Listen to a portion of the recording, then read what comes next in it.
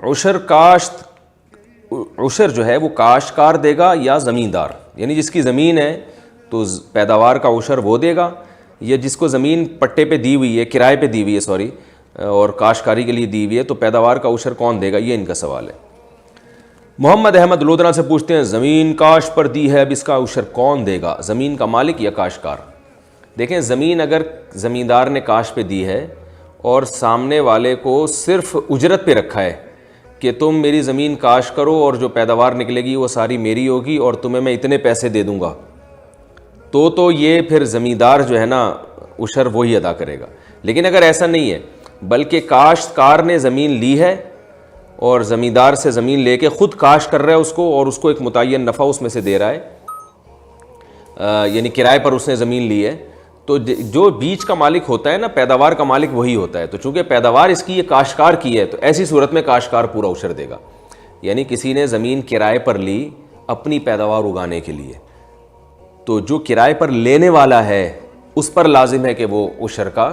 یعنی پیداوار کا عشر دے، اور اگر ایسا نہیں ہے تو پھر جو زمین کا مالک ہے وہ دے گا۔ جہیز کے لیے رکھے ہوئے سونے پر زکوٰۃ کا حکم۔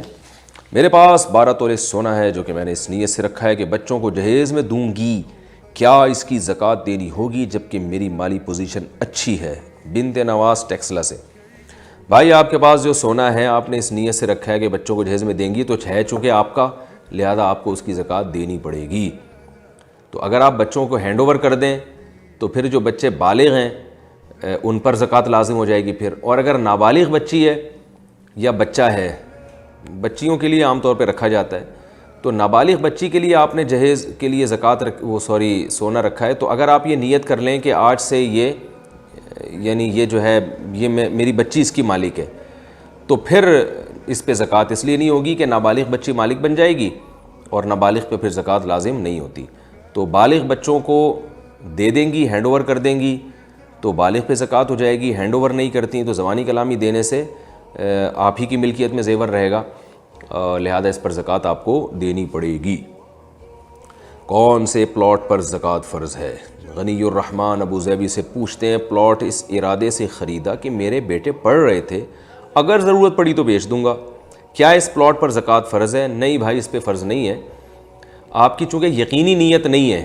بیچنے کی، آپ کا خیال ہے کہ اگر ضرورت پڑی تو بیچ دوں گا، ضرورت نہیں پڑی تو نہیں بیچوں گا، تو ایسی صورت میں پلاٹ مال تجارت میں شامل نہیں ہوتا، لہذا اس پہ زکوٰۃ فرض نہیں ہوتی۔ خریدتے ہوئے آپ کی یہ یقینی نیت تھی کہ میں خرید اس لیے لے رہا ہوں کہ بھائی میں بیچ دوں گا بعد میں، یا بیچ دوں گی، مرد ہے یا عورت کوئی بھی ہو، تو وہ پھر اس پر زکوٰۃ فرض ہے، ادروائز ایسے پلاٹ پہ زکوٰۃ فرض نہیں ہے۔ دیگ پکانے کی منت کا حکم۔ زوجہ رضوان گجرات سے، میں نے منت مانی تھی کہ میرا فلاں کام ہو گیا تو 2 دیگیں چاول کی مدرسے میں دوں گی، اب کیا ان دیگوں کا سامان لے کر دے سکتے ہیں؟ بھائی دیگ کی قیمت بچوں کو صدقہ کر دیں مدرسے میں، یا مدرسے کے محتمم کو قیمت دے دیں دیگ کی، بولے بھائی ان بچوں کو میری طرف سے کھانا کھلا دو، تو بھی ٹھیک ہے، دیگ کے تکلف میں پڑنے کی ضرورت نہیں ہے۔ قاتل کو سزا مل جائے تو آخرت میں کیا حکم ہے؟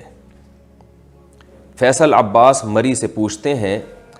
اگر کوئی شخص قتل کرے اور اپنی سزا پوری کرے یا مقتول کے وارث اسے معاف کر دیں تو کیا آخرت میں بھی اس کو سزا ملے گی؟ جی ہاں، بالکل ملے گی، کیونکہ اس نے جس کو قتل کیا ہے نا مقتول کو، وہ تو اس کا تو اس بیچارے کا تو وہ تو گیا نا، انا للہ ہو گیا اس کا، تو وہ تھوڑی واپس آئے گا۔ اس نے جو وارثوں سے معافی مانگی ہے تو وارثوں نے جو ہے اپنا حق تو معاف کر دیا، وارثوں نے اپنا حق معاف کر دیا کہ بھئی تم نے ہمارا بندہ مارکیٹ سے شارٹ کیا ہے، اس کی وجہ سے ہمیں غم پہنچا، تو اس غم کی یا تو دیت ہے یا قصاص ہے یا معافی ہے، وہ تو ہو گیا، لیکن اس میں 2 جرم ابھی باقی ہیں، ایک مقتول کہ اس کو کے ساتھ جو ظلم کیا وہ تو قیامت میں ہی چلے گا، اور دوسرا آپ نے اللہ کے حکم کی، یعنی جو بھی قاتل ہے اس کی بات کر رہا ہوں، اس نے اللہ کے حکم کی نافرمانی کی ہے کہ اللہ نے قرآن میں کہا تھا قتل مت کرو، جو قتل کرے گا فجزاؤہ جہنم، اس کی سزا آگ ہے اور اس میں وہ ہمیشہ رہے گا، اور وغضب اللہ علیہ ولعنہ، اللہ کا غضب ہوگا، اللہ کی لعنت ہوگی۔ تو جب کسی کو کوئی قتل کرتا ہے تو ایک تو اس میں مخلوق کی نافرمانی ہوتی ہے، خالق کی بھی ہوتی ہے کہ خالق نے منع کیا تھا، آپ نے اس کے منع کرنے کے باوجود کیوں کیا، تو خالق کا جرم ابھی باقی ہے، تو لہذا مقتول یعنی قاتل کو چاہیے کہ مقتول کے ورثہ سے معاف کروانے کے بعد اللہ سے بھی توبہ کرے، گڑ گڑائے، اور اللہ سے یہ بھی دعا کرے اللہ تو قیامت کے دن مقتول کو بھی منا لینا، اور مقتول کے لیے کوشش کرے، دعا بھی کرے کہ اللہ اس کی مغفرت کرے، اس کے گناہوں کو معاف کرے تاکہ اس کی تلافی ہو جائے، اور پھر اللہ سے گڑ گڑا کے توبہ کرے، اے اللہ میں نے تیرے حکم کی نافرمانی کی تھی، تو مجھے معاف کر دے۔ اگر گڑ گڑا کے توبہ بھی کر لیتا ہے اور مقتول کے ورثہ نے بھی معاف کر دیا، پھر اللہ کی رحمت سے پوری امید ہے کہ انشاءاللہ آخرت میں اس سے حساب و کتاب نہیں ہوگا۔ پھر خام خواہ وہم بھی نہ کرے، بلکہ اللہ کی رحمت سے امید لگائے کہ جب میں نے سچے دل سے توبہ کر لی ہے تو اللہ مجھے معاف کر دے گا۔ اگر توبہ نہیں کرتا تو پھر مقتول کے ورثہ کے معاف کرنے سے بھی آخرت کا جرم بہرحال معاف نہیں ہوتا۔